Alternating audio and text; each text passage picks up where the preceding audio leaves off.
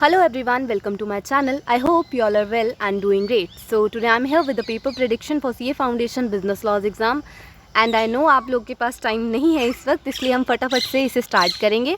और एक छोटी सी बात मैं कह देती हूँ पहले ही कि करके सारा जाना है, ठीक है। ये सिर्फ वो टॉपिक्स है जिनके पेपर में आने के हाई चांसेस लगते हैं प्रीवियस ईयर क्वेश्चन पेपर देख के या फिर RTP MTP के ट्रेंड्स देख के, ठीक है। तो उस तरह से जो रिपीट हो सकते हैं क्वेश्चन, है ना, पिछली बार के पेपर से, या फिर जो क्वेश्चन इस बार बन सकते हैं, ये कुछ वो टॉपिक्स हैं, ठीक है। तो इन पर डिपेंडेंट होके ही मत चले जाना, ठीक है। बट या प्रायोरिटी इनको ज़रूर देना, इनको अच्छे से पढ़ के जाना, ठीक है। So let's start. सबसे पहले हमारा आता है इंडियन रेगुलेटरी फ्रेमवर्क, ठीक है। 6 मार्क्स का क्वेश्चन आपका यहाँ से बनता है। अब हो सकता है 3-3 का बन जाए, ठीक है, 2-4 का बन जाए, या फिर 6 मार्क्स का आ जाए आपको प्रॉपर क्वेश्चन, ठीक है। अगर 3-3 का आया तो हो सकता है आपकी मिनिस्ट्रीज़ वगैरह आ जाए, बट इस बार हाई चांसेस हैं आपके टाइप्स ऑफ लॉज आने की, ठीक है। आपका आ सकता है सेबी, RBI और IBBI, ठीक है। मोस्ट इंपॉर्टेंट है, हाई चांसेस है इनके आने की, ठीक है। बट आपने एक ओवरव्यू लेके जाना है जुडिशियल सिस्टम का और मिनिस्ट्रीज़ का भी, ठीक है, जो बच गए। अब यहाँ से मेन क्या पॉइंट निकलता है कि टाइप्स ऑफ लॉज और सेबी, RBI, IBBI आपका वेरी इंपॉर्टेंट है, तो इसको ज़रूर पढ़ के जाना, ठीक है। नेक्स्ट आपका आता है the most important chapter, that is Indian contract act 1872। बहुत सारे बच्चों ने इसकी आधी यूनिट्स छोड़ दी होंगी, बट अभी भी देखो पेपर से पहले एक बार ये वाली यूनिट्स पे ज़रूर नज़र मार के जाना। अगर इसमें से कुछ छोड़ा भी है तो ज़रूर करके जाना, ठीक है। यूनिट 1, 3, 7, 8, 9। और मुझे पता है कि बच्चे 7, 8, 9 छोड़ के चले जाते हैं। 7, 8, 9 पे ज़रूर नज़र मार के जाना, कम से कम ये टॉपिक्स तो करके जाना जो मैं अभी इनके बोलूँगी, ठीक है। अब जो आगे मोस्ट एक्सपेक्टेड हैं वो प्रॉपर इंडियन कॉन्ट्रैक्ट एक्ट से हैं, उसमें बाकी यूनिट्स का भी है, ठीक है। तो सबसे पहले आपका who is competent to contract, chapter number 3 से आपका, ठीक है, सॉरी यूनिट नंबर 3 से आपका सेक्शन 11 है, ठीक है, उसको करके जाना। Elements violating free consent. अब यहाँ पे इस बार फ्रॉड आने के हाई चांसेस हैं, ठीक है। फ्रॉड की डेफिनेशन रट के चले जाना, बाकी भी पढ़ लेना यहाँ से, ओके। उसके बाद आपका आता है no consideration no contract, section number 24 ज़रूर करके जाना। Time and place of performance, section 46, 47, ठीक है। रेमिडीज़ ऑफ एंटिसिपेटरी ब्रीच, ठीक है, इसको भी करके जाना। एंटिसिपेटरी ब्रीच की डेफिनेशन भी याद करके जाना, ओके। राइट्स और ड्यूटीज़ बेलर और बेली की आने के high chances. Rights of an agent आ सकता है, लाइबिलिटीज़ एजेंट की आ सकती हैं, श्योरिटीज़ की राइट आ सकते हैं, जॉइंट प्रोमिसर की लाइबिलिटी आ सकती है, अप्रोप्रिएशन ऑफ पेमेंट भी आ सकता है। इसको पढ़ के जाना, इसको आप छोड़ जाओगे तो कोई बात नहीं, बट एक बार ओवरव्यू दे लेना, आ सकता है ये, ठीक है। ऐसे कैटेगरी भी मान के चलो इसको, ओके। सो मेन क्या निकलता है कि आपने सेक्शन 11, सेक्शन 24, सेक्शन 46, 47 और नो एलिमेंट्स जो वायलेट करते हैं फ्री कॉन्सेंट को, उसमें फ्रॉड आपका बहुत इंपॉर्टेंट है इस बार, ठीक है। बाकी के भी पढ़ के जाना, बट फ्रॉड को रट लेना, ठीक है। और ये जो हमारे स्पेशल कॉन्ट्रैक्ट्स हैं, ठीक है, इसमें से आपका rights and duties of bailor and bailee, ठीक है। Rights of an agent, liabilities उसकी, राइट्स श्योरिटीज़ के, लाइबिलिटी जॉइंट प्रोमिसर की और एप्रोप्रिएशन ऑफ पेमेंट, ये सेक्शंस आपने पढ़ के जाने हैं अच्छे से, ठीक है जी। नेक्स्ट आपका आता है सेल्स ऑफ गुड्स एक्ट 1930, ठीक है। इसमें से caveat emptor very important, auction sale very important, ठीक है। सेक्शन 63 अनपेड सेलर, ये फर्स्ट 3 जो हैं बहुत हाई चांसेस हैं यहाँ से क्वेश्चन बनने की। उसके बाद इम्प्लाइड कंडीशन में से भी क्वेश्चन आ सकता है, ठीक है। सेक्शन नंबर 27 ज़रूर पढ़ के जाना। और राइट आपके अनपेड सेलर के अगेंस्ट द गुड्स, उसमें आपका जो सेक्शन 50 है, right of stoppage of goods in transit, वो ज़रूर पढ़ के जाना, ठीक है। ये वेरी इंपॉर्टेंट टॉपिक्स हैं, यहाँ से क्वेश्चन बनेगा ही बनेगा, हाई चांसेस हैं। नेक्स्ट आपका आता है इंडियन पार्टनरशिप एक्ट, ठीक है।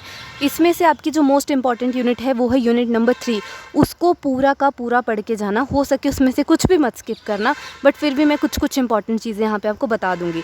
और यूनिट 2 से भी सेक्शंस अच्छे से पढ़ के जाना, एक बार ज़रूर यूनिट 2 को स्क्रिबल करके जाना। अब ऐसा नहीं है कि 1 को छोड़ गए, 1 से आप कर जाओगे अपना ट्रू टेस्ट ऑफ पार्टनरशिप, ठीक है। उसके बाद आपका यूनिट 2, 3, 1, 2, 3 सारा मिला के देखो। सबसे पहले आपने कर लेना सेक्शन 23, 24, वेरी इंपॉर्टेंट।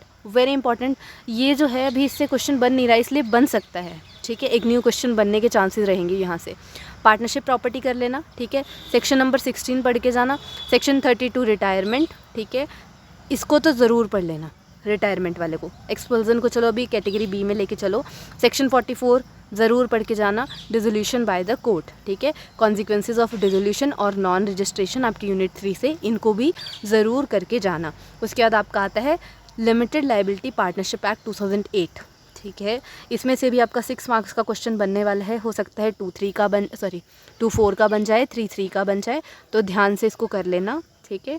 ऑप्शन में यूजुअली IRF और LLP को कहते हैं सारे, ठीक है। बट एक्चुअल में क्या होता है कि हो सकता है LLP, अब सोचो आपने IRF छोड़ दिया, आप LLP करके चले गए। अगर ऐसा हो गया कि आपने LLP करा है, ठीक है, और IRF आपने यहाँ पे एक साइड छोड़ दिया, जब आपने क्वेश्चंस करे, ठीक है, तो आपको जो क्वेश्चन करना है उसमें IRF का क्वेश्चन है, ठीक है, और जो LLP वाला उसमें आपको बाकी के नहीं आते, सिर्फ LLP आता है, फिर हो गई दिक्कत। वहाँ पे क्या हुआ, ख़राब हो जाएगा, ठीक है। तो उस चीज़ पे थोड़ा ध्यान देना है।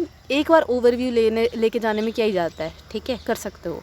तो सेक्शन 5 पढ़ लीजिएगा, section 7, section 15, section 17 incorporation of LLP पे नज़र मार लेना, ठीक है, इनको अच्छे से कर लेना। और ये हो गए आपके 5 चैप्टर्स के इम्पॉर्टेंट टॉपिक्स, ठीक है। उसके बाद आपका आता है the most important chapter, that is the companies act. सबसे अच्छा चैप्टर है, अंडरस्टैंडेबल चैप्टर है और अच्छी खासी वेटेज कैरी करता है। तो इसके टॉपिक्स आप कौन कौन से करके जाएंगे? सबसे पहले कॉर्पोरेट वेल थ्योरी और लिफ्टिंग ऑफ कॉर्पोरेट वेल ज़रूर करके जाना। उसके सारे जो केस लॉज हैं, ठीक है, दे रखे हैं, उनको ज़रूर पढ़कर जाना।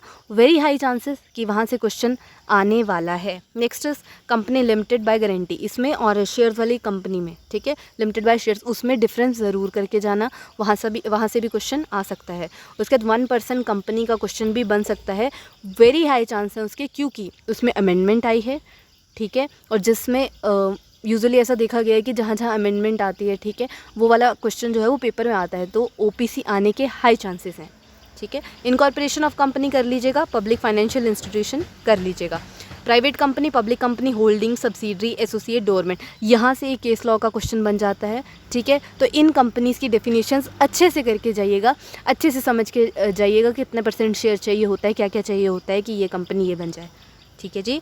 उसके बाद आपका आ गया मेमोरेंडम ऑफ एसोसिएशन। यहाँ पे पिछली बार AOA पूछा था, ठीक है, आर्टिकल्स ऑफ एसोसिएशन, तो इस बार MOA आने के हाई चांसेस और MOA के भी कंटेंट्स आने के हाई चांसेस हैं, कंटेंट्स ऑफ मेमोरेंडम, तो इसको ज़रूर करके जाइएगा, ठीक है।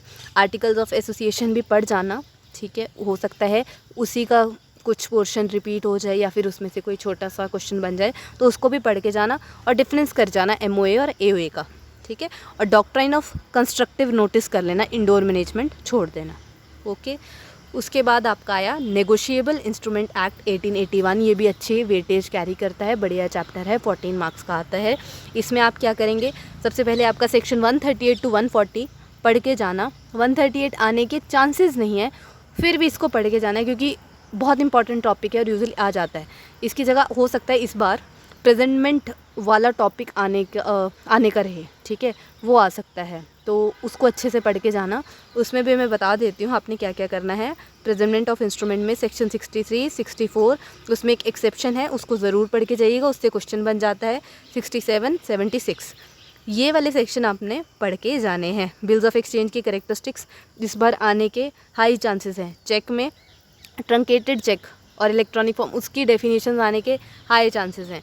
क्लासिफिकेशन ऑफ नेगोशिएबल इंस्ट्रूमेंट इस बार आ सकता है, ऑर्डर या बेरर, ठीक है, या फिर इनलैंड या फॉरेन या फिर एम्बिगियस या इनगेट, तो उनको ज़रूर पढ़कर जाना। और रूल्स ऑफ कंपनसेशन भी आ सकता है, हाई चांसेस हैं, ठीक है। तो इम्पॉर्टेंट टॉपिक मैंने आपको बता दिए हैं एंड आई होप इसमें से 15 to 20% भी आ गया ना, 15 to 20 भी, तो भी बहुत बढ़िया बात होगी, ठीक है। यूजुअली ये बहुत एनालाइज़ करा है, ठीक है, उसके बाद बनाया है, तो आई एम होपिंग कि यहाँ से आएगा बहुत कुछ। बट आपके लिए यही सजेशन है कि आप एक बार सारा पढ़ के जाना, ठीक है, उसके बाद मेन प्रायोरिटी इन टॉपिक्स को देना, ओके। और अपने 15 मिनट भी आपने अच्छे से यूटिलाइज़ करने हैं। सबसे पहले स्ट्रैटेजी बनानी है कि मैं ये वाला क्वेश्चन करूँगा, ये वाला करूँगा। फर्स्ट क्वेश्चन आपने चाहे मत रीड करना, आप उस वक्त बेस्ट निकाल लेना बचे हुए 5 से, क्योंकि फर्स्ट तो कंपलसरी होता है ना। तो आपने जब बेस्ट निकाल लेना है, बेस्ट 4, ठीक है, 5 से, फिर उनमें से देखना कि आप पहले कौन करोगे, सेकंड कौन करोगे, क्योंकि इम्प्रेशन, पहले इम्प्रेशन बढ़िया रहेगा तो आगे आपकी चेकिंग स्मूथ हो जाएगी, ठीक है। और बाकी आज के लिए इतना ही, ठीक है। All the very best for your exams. अभी आप लोग अकाउंट्स की तैयारी करो, ये मैंने पहले ही डाल दिया क्योंकि रिक्वेस्ट आ रही थी, क्योंकि कई बच्चों का अकाउंट्स इतना स्ट्रॉन्ग है कि उनको पहले लॉ पढ़ना है, ठीक है। तो आप लोग करो तैयारी and all the very best. Bye bye, take care.